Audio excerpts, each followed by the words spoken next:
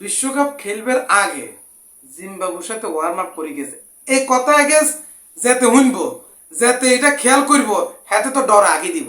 বিশ্বকাপের মঞ্চে ডর আগে দিব, আন্ডা লগে কিল্লে আগে দিব হইলে আমরা জিম্বাবুর লগে ওয়ার্ম আপ করে গেছি। মানে আমাদের যে এখন একটা স্পিরিট আছে, জিম্বাবুর সাথে ওয়ার্ম আপ করছি, কি যে একটা স্পিরিট আছে, কি যে একটা ফাওয়ার শরীরেতে পুরা ফাওয়ার লই আমরা বিশ্বকাপের মঞ্চে যাইয়ের জিম্বাবুর লগে ওয়ার্ম আপ করবার পরে আই যে খেলা দেখি জিম্বাবুর লগে বাংলাদেশের যে খেলের, আই যে খেলা দেখি আর শরীরে তো গরম হয়ে যায়।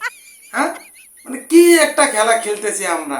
হ্যাঁ, আমরা লোকে কেউ হারবো বিশ্বকাপে সম্ভব? আর মনে এক চান্সে ফাইনালে চলে যাবো, এক চান্সে সেমিফাইনালে চলে যাবো। এই যে ম্যাচ তো আইতাম হারবে তো প্রশ্নই আসে না, আমরা অনেক বড় ব্যবধানে জিতবো। আমার তো একটা ধারণা আছে যেভাবে আমরা ওয়ার্ম আপ ম্যাচগুলি ফাইট দিতেছি জিম্বাবুর সাথে, ভারত, পাকিস্তান, অস্ট্রেলিয়া, নিউজিল্যান্ড কেউ কিচ্ছু করতে হইতো না আমরা এবার। সম্ভব না। 250 নিচে যদি কোনো রান হয়, হ্যাঁ, শান্ত একাই তো লেবো 150, শান্ত একাই লেবো 150, আর বাকি কোনো কথা তো বাদই দিলাম। তাইলে আমরা রান হইব 250। কেন হইব? আমাদের একটা ওয়ার্ম আপ হইতেছে, চমৎকার একটা ওয়ার্ম আপ হইতেছে জিম্বাবুর সাথে।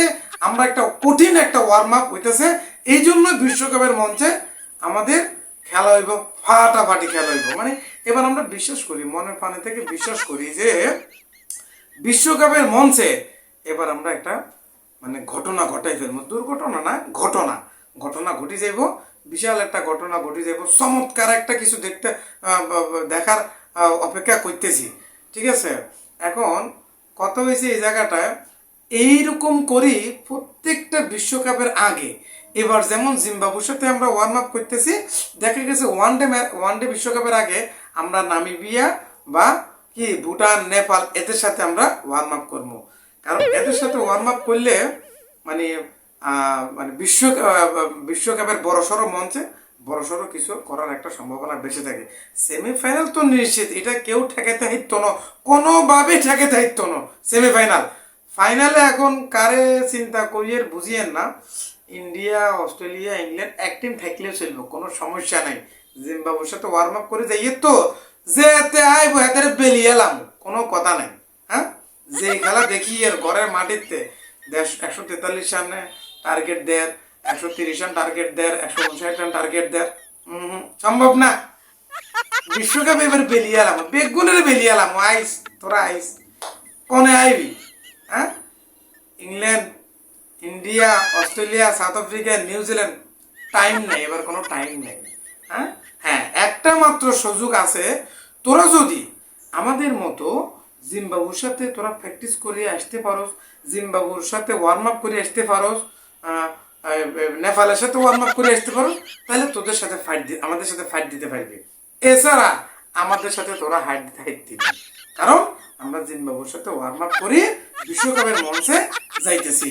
এটা মাথা রাখিস, এটা মাথা রাখি আসিস, কথা বুঝতি? তো এবার আমরা আশা করতেছি, ঠিক আছে, আমি আমার মনের কথা কইয়ের, আপনারা আবার কিছু মনে করিয়েন না। কারণ জিম্বাবুর সাথে বিশ্বকাপের আগে ওয়ার্ম আপ, এটা যে কত গুরুত্বপূর্ণ একটা বিষয়, কত বড় একটা ভূমিকা রাখবো বিশ্বকাপের মঞ্চে, যেটা বলা আর মানে ভাষায় আর প্রকাশ করতে হারিয়েন না। ঠিক আছে, আর সবকিছু সিরিমিরি হয়ে যায়। মানে এমন একটা স্পিড মনে চলিয়াইছে, মনে কর হিগুনের লাথি মারি হালায় আই নিজে নামি যে মাঠেতে, হিগুনে যদি হালাইতে আইতাম, আই যদি নিজে নামি যেতে আইতাম, তাহলে মনটা একটু শান্তি আইতো। আপনাদেরও ইচ্ছা চিন্তা ভাবনা আছে, আপনারাও চিন্তা করেন ইচ্ছা আন্নানি নামি যাবে মাঠেতে।